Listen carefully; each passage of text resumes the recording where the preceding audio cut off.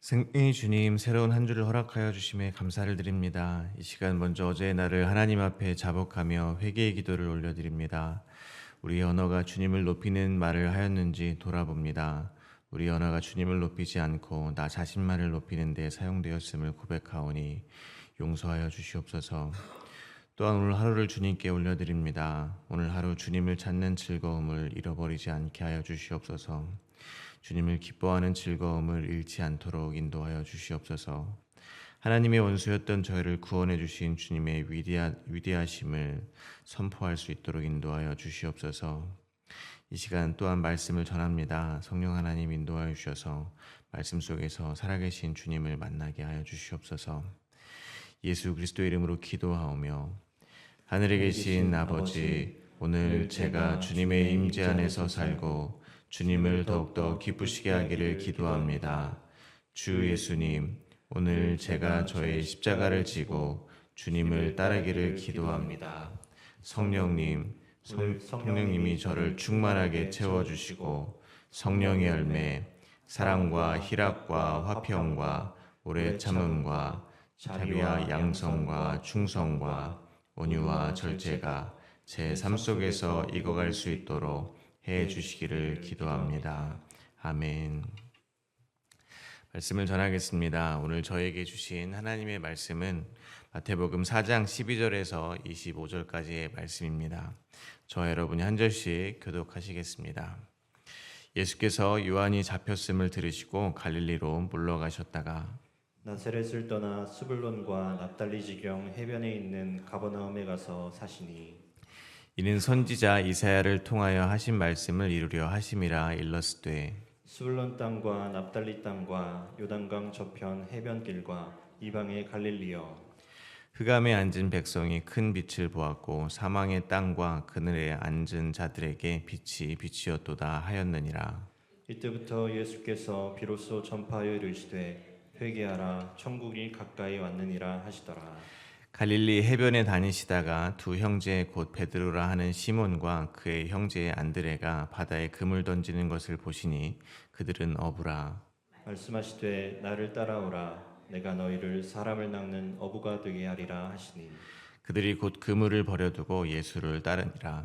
거기서 더 가시다가 다른 두 형제 곧 세베대 아들 야고보와 그의 형제 요한이 그의 아버지 세베다와 함께 배에서 그물 깁는 것을 보시고 부르시니 그들이 곧 배와 아버지를 버려두고 예수를 따르니라. 예수께서 온 갈릴리에 두루 다니사 그들의 회당에서 가르치시며 천국 복음을 전파하시며 백성 중에 모든 병과 모든 약한 것을 고치시니 그의 소문이 온 수리아에 퍼진지라 사람들이 모든 앓는 자 곧 각종 병에 걸려서 고통당하는 자 귀신 들린 자 간질하는 자 중풍병자들을 데려오니 그들을 고치시더라. 갈릴리와 데가볼리와 예루살렘과 유대와 온 강 건너편에서 수많은 무리가 따르니라. 아멘. 세례를 받으신 예수님은 성령에게 이끌리시어 마귀에게 시험을 받으시기 위하여 광야로 끌려가셨습니다. 40일 주야를 금식하신 후에 시험하는 자가 나와서 예수님을 시험했습니다. 그러나 예수님은 하나님의 말씀으로 마귀의 시험에서 승리하시고 오직 하나님께만 경배하고 다만 하나님을 섬기라 말씀하셨습니다. 오늘 본문에서는 예수님께서 제자를 부르시고 천국 복음을 전파하시기 시작하십니다. 오늘 본문은 크게 세 부분으로 나누어 묵상하겠습니다. 첫 번째 부분은 12절부터 16절입니다. 예수님께서는 요한이 잡혔음을 들으시고 갈릴리로 물러가셨다가 나사렛을 떠나 가버나움에 가셨습니다. 두 번째 부분은 17절부터 22절입니다. 예수님은 비로소 천국을 전파하시고 제자들을 부르십니다. 세 번째 부분입니다. 세 번째 부분은 23절부터 25절입니다. 예수님은 가르치시며 전파하시고 고쳐주셨습니다. 첫 번째 부분입니다. 먼저 12절입니다. 예수께서 요한이 잡혔음을 들으시고 갈릴리로 물러가셨다가 예수님께서 요한이 잡혔다는 소식을 들으시고 갈릴리로 물러나셨습니다. 예수님은 마태복음 11장 13절에서 모든 선지자와 율법이 예언한 것이 요한의 때까지라고 말씀하여 주셨습니다. 그러므로 세례 요한은 구약의 마지막 선지자입니다. 선지자는 그 역할이 오실 메시아, 즉 예수 그리스도가 오시면 이 세상을 심판하시고 구원하실 자들을 구원하실 것이라는 것을 선포하는 일을 하였습니다. 그래서 세례 요한은 회개하라, 천국이 가까이 왔다 선포한 것입니다. 세례 요한이 선포한 천국은 자기 뒤에 오실 메시아를 맞이하라라는 말이었습니다. 따라서 회개하라, 천국이 가까이 왔다는 말은 예수님을 믿으라라는 말이었을 것입니다. 예수님을 믿지 않으면 심판이 임할 것이라는 경고였습니다. 그런데 그런 세례 요한이 잡힌 것입니다. 여기서 요한이 잡혔음이라는 구절을 주목합니다. 이 구절에서 잡힘이라고 쓰인 단어는 넘겨주다, 다른 사람의 손 안으로 넘겨주다라는 의미를 가지고 있습니다. 물론 세례 요한이 잡히게 된 이유는 세례 요한이 헤롯을 비판했기 때문입니다. 그러나 역사의 주관자는 하나님 아버지라는 사실이라는 이 관점으로 생각해 보면 세례 요한을 헤롯에게 넘겨주신 분은 하나님 아버지가 되는 것입니다. 모세가 요단강을 앞두고 죽고 여호수아를 앞세워 이스라엘 백성이 약속의 땅에 들어가는 것처럼 구약의 마지막 선지자 세례 요한의 때가 끝나고 예수 그리스도의 때가 시작되는 것입니다. 그러므로 세례 요한의 인생은 형통한 삶입니다. 요셉이 그의 인생 가운데 하나님이 함께 하심으로 하나님의 뜻과 계획이 이루어진 형통한 인생인 것처럼 세례 요한도 형통한 삶입니다. 마찬가지로 우리의 삶을 바라보게 되시기를 바랍니다. 우리의 삶은 하나님이 함께 하고 계시는 삶입니까? 하나님께서 함께하는 삶임을 확신하신다면 우리의 인생은 그 자체로 형통한 삶임을 잊지 마시기를 바랍니다. 넌뜻 이상한 부분이 하나 있습니다. 세례 요한이 잡혀 들어갔다면 이제 예수님께서 바로 사역을 시작하실 것만 같습니다. 예수님은 갈릴리로 물러나셨다는 것입니다. 자료에 의하면 물러나셨다는 이 단어는 피신하다라는 의미로 적극적인 의도를 가지고 어떤 장소를 벗어났다는 뜻이 담겨 있다고 합니다. 예수님께서 세례 요한이 잡혀가자 의도적으로 갈릴리로 돌아가셨다는 말이 되는 것입니다. 그 이유를 13절과 14절에서 다음과 같이 밝히시고 계십니다. 13절과 14절입니다. 나사렛을 떠나 스불론과 납달리 지경 해변에 있는 가버나움에 가서 사시니 이는 선지자 이사야를 통하여 하신 말씀을 이루려 하심이라 일렀으되. 갈릴리는 예루살렘에서 보면 가장 북쪽에 위치해 있습니다. 나사렛과 가버나움은 갈릴리에 속해 있는 지역입니다.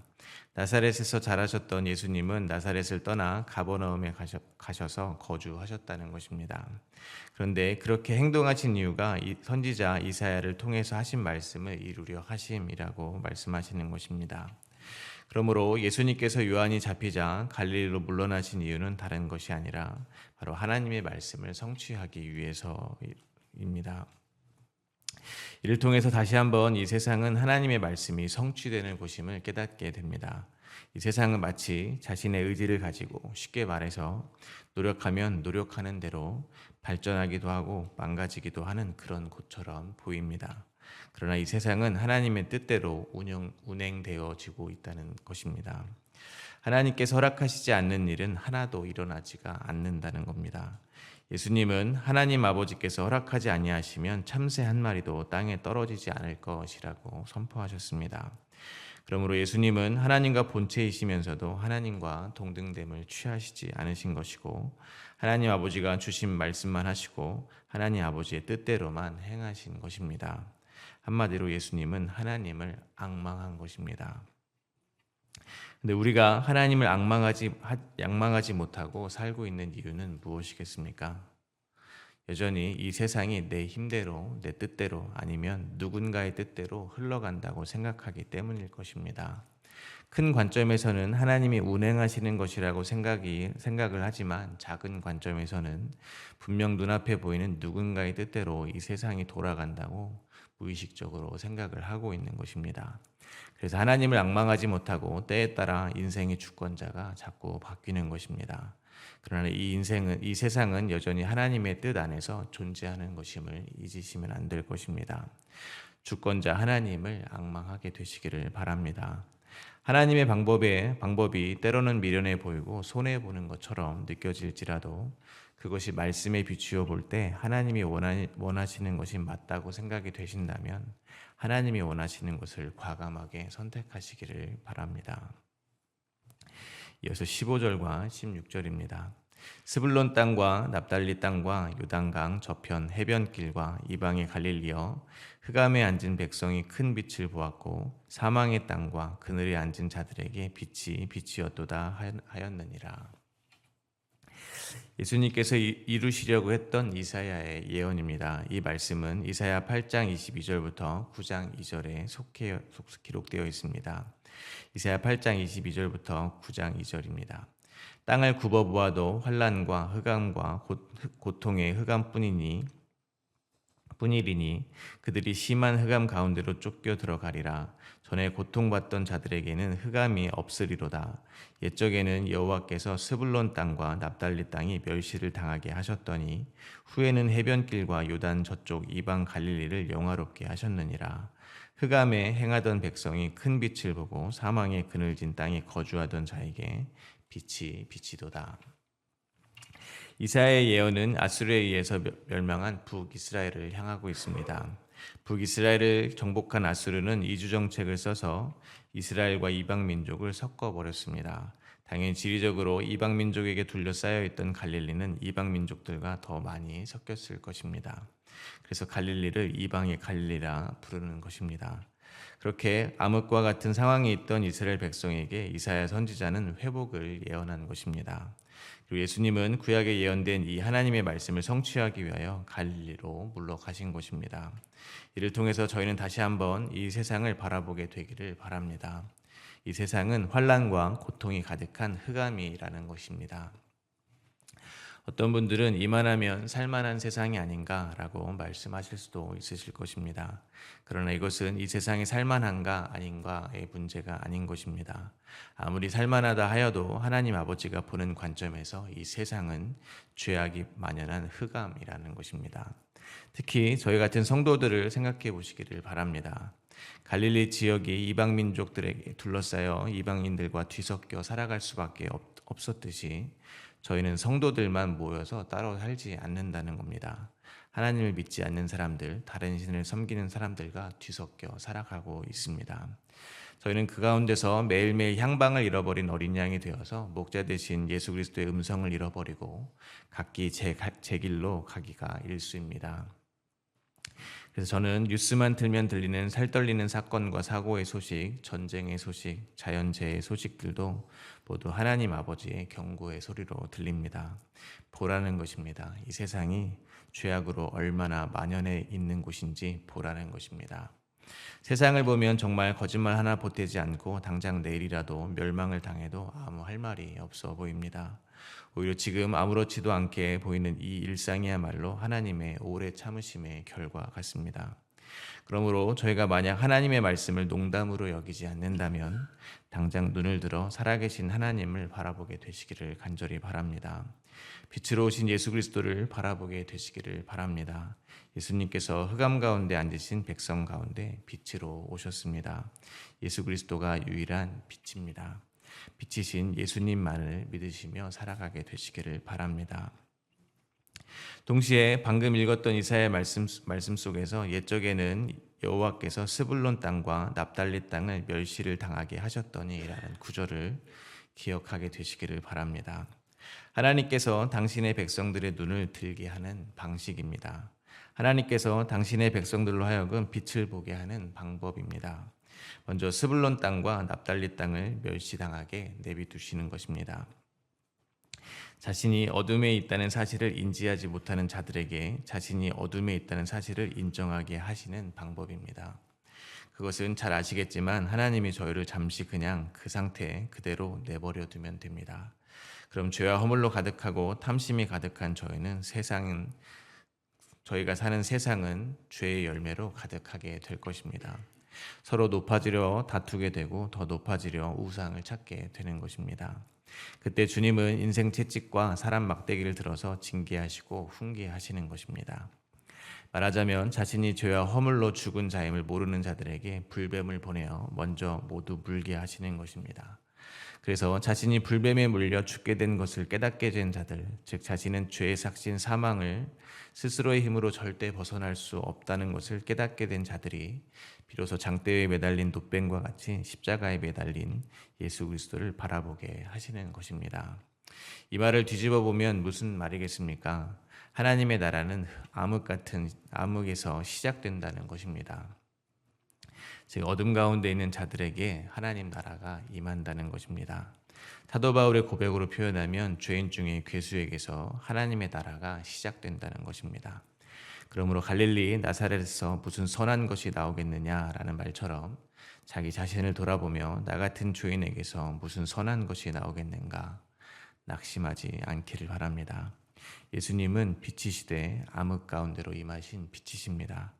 죄인을 부르러 오신 의인이라는 사실을 결코 잊지 마시기를 바랍니다. 두 번째 부분입니다. 예수님은 비로소 천국 복음을 전파하십니다. 17절입니다.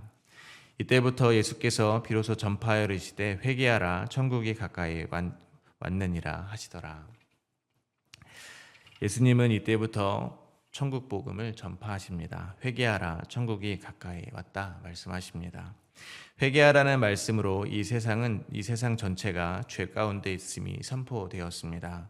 죄인은 천국에 들어갈 수 없습니다. 그러므로 천국에 가기 위해서는 반드시 회개를 해야 합니다.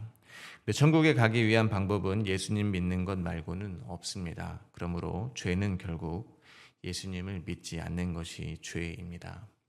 그러므로 진정한 회개는 죄에서 돌이키고 예수님을 믿는 것이 진정한 회개일 것입니다. 단순하게 자기의 삶을 뉘우치는 정도가 아니라는 것입니다. 회개는 잘 아시는 것 같이 완전히 돌이키는 것입니다. 스스로 걸어가고 있던 그 길에서 완전히 돌이켜 길이신 예수 그리스도 안으로 들어오는 것입니다. 그래서 회개를 예수님 믿는 것이라고 제가 말씀드리는 것입니다. 그러므로 회개는 스스로 할 수 없습니다. 왜냐하면 예수님을 믿는 것은 스스로 할 수 없기 때문입니다. 예수님을 믿으려면 성령 하나님께서 믿음을 선물로 주셔야 하는 것입니다. 그래야 저희는 예수님을 주와 그리스도로 고백할 수 있습니다.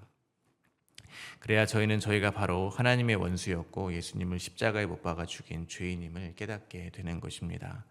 예수님을 믿는 자들은 성경은 하나님의 거룩한 나라라고 선포하고 있습니다. 예수 그리스도가 다스리는 천국이 되어 있다는 것입니다. 그러므로 회개하라 천국이 가까이 왔다는 선포는 예수님을 믿으라는 선포입니다. 그리고 예수님은 십자가에서 죽으셨고 부활하셨습니다. 그리고 하나님 우편에 앉으시며 그리스도의 영 성령 하나님을 저희 안에 보내주셨습니다. 그래서 저희 같은 성도들이 바로 성령 하나님의 은혜로 예수 그리스도를 믿는 하나님의 나라가 된 것입니다. 그러므로 하나님의 나라, 천국이란 어떤 장소적인 개념을 넘어서 관계적인 개념인 것입니다. 하나님의 아들 예수 그리스도의 통치가 임하여 있다면 지금 저희는 육신의 몸을 입고 역사의 시간 속에 살고 있지만 이미 하나님의 나라에 살고 있는 것이 되는 것입니다.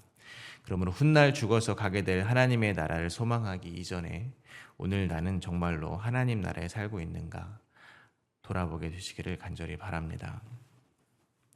예수님은 하나님의 나라, 하나님의 통치가 임한 나라가 어떤 나라인지 먼저 제자들을 통해서 설명하십니다. 18절부터 22절입니다.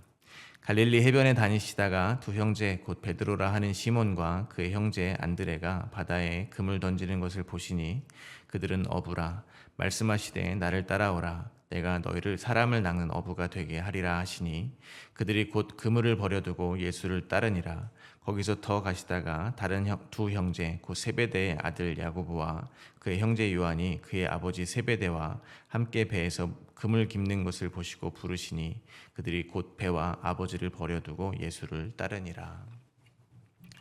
주권자가 이 세상에 오셨으니 이제 다스릴 백성이 필요합니다. 제자를 부르시는 것입니다. 예수님은 갈릴리 해변에서 고기를 잡고 있는 베드로와 안드레를 부르십니다. 너희를 사람을 낚는 어부가 되게 하겠다 말씀하십니다. 마찬가지로 빛으로 오신 예수님은 또한 저희를 빛으로 부르고 계십니다. 예수님을 믿는 저희의 삶은 곧 사람을 낚는 어부의 삶인 것입니다. 천국 복음을 삶으로 입으로 전하는 삶이라는 것입니다. 예수님의 말씀은 창조의 말씀입니다. 빛이 있으라 하시니 빛이 있는 것처럼 사람을 낚는 어부가 되게 하리라 말씀하시니 베드로와 안드레는 예수님의 부름에 그물을 버려두고 예수님을 따릅니다.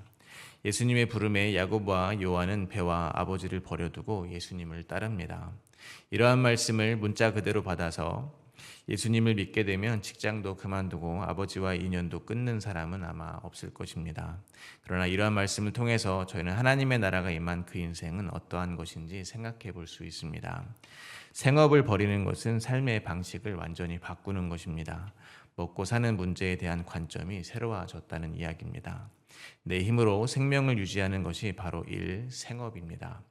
그러나 예수님을 믿어 하나님의 나라가 된 이들은 생명의 주권을 아버지 하나님께 올려드리게 된다는 것입니다. 그 육신의 아버지를 버려둔다는 것은 이 땅에서 나의 뿌리를 끊어버리는 것과 같은 것입니다. 왜냐하면 그들의 뿌리가 이제 바뀌었기 때문입니다. 이 땅에 속한 자에서 이제 하늘에 속한 자로 소속이 바뀌었다는 의미를 가질 것입니다. 그러므로 예수님을 믿어 하나님 나라가 된 이들의 아버지는 이제 하늘의 하나님 아버지입니다. 그러니까 예수님을 믿는다는 것은 삶의 목적 자체가 뒤바뀌는 것이며 가던 길에서 완전히 돌이켜 이제 생명의 길을 걷게 되는 것입니다. 이를 역으로 본다면 이 땅에서 믿음을 선물로 받아서 예수 그리스도의 제자로 하나님의 자녀로 살게 된 저희 같은 성도들의 삶은 마치 그물에 딸려 나온 물고기와 같은 삶을 살게 된다라는 것입니다. 물속에 잘 살고 있던 물고기가 물 밖으로 나오면 어떻게 되겠습니까? 죽습니다. 그러나 그 죽음은 새로운 생명을 얻기 위한 죽음이라는 것입니다. 마찬가지로 저희는 이제 내 힘으로 살려고 하는 모든 시도에서 끊어짐을 당하게 됩니다. 그리고 이 땅에 뿌리 내리려고 하는 모든 시도에서 또한 끊어짐을 당하게 된다는 것입니다. 말 그대로 자기 부인과 십자가의 삶으로 인도되는 것입니다. 그물에 걸려 나오면 날마다 중도라의 삶으로 초대가 되는 것입니다. 그러므로 저희는 저희의 삶을 다시 한번 돌아보게 되시기를 바랍니다. 예수님을 믿은 다음부터 뭔가 내 힘으로 하려던 것들의 실패를 경험하신 적이 있으십니까? 예수님을 잘 안 믿는 사람들은 잘만 성공하는데 하나님이 마치 나를 쫓아다니시면서 방해하는 듯한 경험을 하신 적이 있으십니까? 하나님이 나를 정말 낮추시기 위해서 내 자존심이 팍팍 상하는 일들을 허락하신다고 생각하신 적이 있으십니까? 그러면 기뻐하시기를 바랍니다. 주님이 저희를 저주의 바다에서 구원하시기 위해서 낚아 올려서 그런 것일 수 있기 때문입니다. 주님은 지금 저희를 주님만 앙망하는 자로 만들고 계시는 것일 수 있습니다. 그래서 오늘 본문 세 번째 부분에서 예수님은 예수님의 통치가 임한 천국의 모습을 이렇게 그려주고 계십니다. 23절부터 25절입니다. 예수께서 온 갈릴리에 두루 다니사 그들의 회당에서 가르치시며 천국 복음을 전파하시며 백성 중에 모든 병과 모든 약한 것을 고치시니 그의 소문이 온 수리아에 퍼진지라. 사람들이 모든 앓는 자 곧 각종 병에 걸려서 고통당하는 자 귀신 들린 자 간질하는 자 중풍병자들을 데려오니 그들을 고치시더라. 갈릴리와 데가볼리와 예루살렘과 유대와 요단강 건너편에서 수많은 무리가 따르니라. 예수님이 회당에서 가르치십니다. 무엇을 가르치셨겠습니까? 구약의 선지자들이 예언한 분이 바로 자기 자신이라는 것을 가르치셨을 것입니다. 왜냐하면 율법과 선지자들이 하신 모든 말씀은 오실 메시아 예수 그리스도에 관한 말씀이기 때문입니다. 그러므로 예수님을 믿으라는 말씀을 가르치셨을 것입니다. 그러므로 가르치시는 말씀은 회개하라, 천국이 가까이 왔다, 천국 복음을 가르치셨을 것입니다. 회당은 또한 하나님께 예배하는 곳이었습니다. 오늘날로 말하면 예수님을 잘 믿고 있다고 철석같이 믿고 있던 사람들에게 가셔서 가르치시고 회개하라 선포하신 것입니다. 그러므로 오늘 예수님의 선포는 먼저 교회 다니고 있는 저희들에게 하시는 말씀이 맞는 것입니다. 회개해야 하는 대상은 예수님을 믿는다고 자부하는 바로 저희들부터입니다. 그리고 예수님은 백성 중에 모든 병과 모든 약한 것을 고쳐주십니다. 이 세상의 모든 병과 모든 악한 것은 주의 열매들이라고 보아도 될 것입니다. 왜냐하면 아담이 선악과를 먹기 전에는 없었던 것이기 때문입니다. 그러므로 천국 복음을 전하시고 모든 병과 모든 악한 것을 고치심으로 예수님이 통치하시는 하나님의 나라 천국에는 어떠한 병도 어떠한 악한 것도 존재하지 않는 곳임을, 즉 죄가 없는 곳임을 나타내 보여주고 계시는 것입니다. 그러므로 천국에 가는 자들은 원래부터 깨끗한 자들이 아닙니다.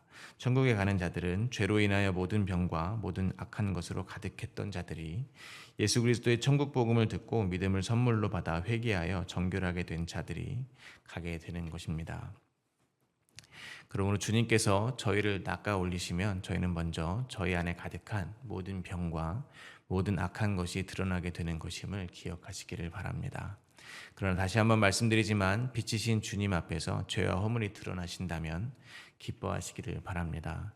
왜냐하면 주님은 죄인을 부르러 오셨기 때문입니다. 하나님의 나라가 저희 삶 가운데 임하면 모든 것이 회복될 것입니다. 오늘 말씀은 디모데전서의 말씀을 선포하며 맺도록 하겠습니다. 디모데전서 1장 15절입니다. 밑보다 모든 사람이 받을 만한 이 말이여 그리스도 예수께서 죄인을 구원하시려고 세상에 임하셨다 하였도다. 죄인 중에 내가 괴순이라. 아멘. 오늘 주신 하나님의 말씀을 생각하며 함께 묵상으로 기도하시겠습니다.